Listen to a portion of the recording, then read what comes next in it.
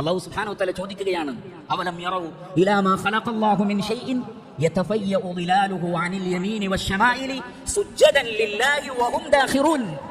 അല്ലാഹു സൃഷ്ടിച്ച ഏതൊരു വസ്തുവിലേക്കും നിങ്ങൾ നോക്കുന്നില്ലേ, അതിന്റെ തണലുകൾ ഇടത്തോട്ടും വലത്തോട്ടും ചരിഞ്ഞുകൊണ്ട് റഹ്മാനായ റബ്ബിന് കീഴ്പ്പെട്ട് അല്ലാഹുവിന് സുജൂദ് ചെയ്യുന്നു എന്നാണ്.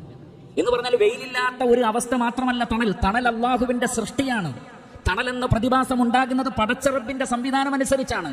അതുകൊണ്ട് തന്നെ തണൽ മാറി മറഞ്ഞുകൊണ്ടിരിക്കുന്നത് യഥാർത്ഥത്തിൽ റഹ്മാനായ റബ്ബിന് സുജൂദ് ചെയ്തുകൊണ്ടാണ്, അള്ളാഹുവിന് കീഴ്പ്പെട്ടുകൊണ്ടാണ്, അള്ളാഹുവിനെ അനുസരിച്ചുകൊണ്ടാണ്. ഈ തണലിന്റെ മാറ്റങ്ങൾ, നേലിന്റെ മാറ്റങ്ങൾ പടച്ച റബ്ബിനെ അനുസരിച്ചുകൊണ്ടാണ് അത് സംഭവിക്കുന്നത്.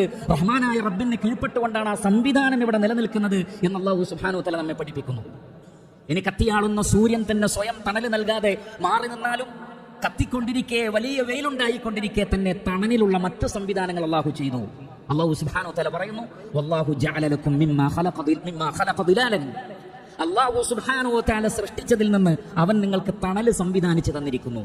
മേഘങ്ങളുടെ തണലുകൾ, വൃക്ഷങ്ങളുടെ മരങ്ങളുടെ തണലുകൾ, ഗുഹയുടെ തണലുകൾ, കെട്ടിടങ്ങളുടെ തണലുകൾ, എന്തിനേറെ ഒരു കുട നിവർത്തി പിടിച്ചാലും വലിയ ഒരു ഇല നമ്മളുടെ തലയുടെ ഭാഗത്ത് പിടിച്ചാലും അതിലൂടെ ലഭിക്കുന്ന തണലിന് പോലും എന്തൊരാശ്വാസമാണ്, എന്തൊരു സമാധാനമാണ്. ആരാണത് സംവിധാനിച്ചത്? റഹ്മാനായ റബ്ബാണ്. അതുകൊണ്ട് ആ റബ്ബിന് നന്ദി കാണിച്ച് ആ തണലുകൾ ഏതൊരു റബ്ബിനാണോ സുജൂദ് ചെയ്യുന്നത് ആ റബ്ബിന് മാത്രം സുജൂദ് ചെയ്ത് അവനെ മാത്രം ആരാധിച്ചുകൊണ്ട് അവനോട് നന്ദിയുള്ള അടിമകളായി കഴിയുവാൻ അല്ലാഹു സുബ്ഹാനഹു വ തആല നമ്മോട് ആവശ്യപ്പെടുന്നു.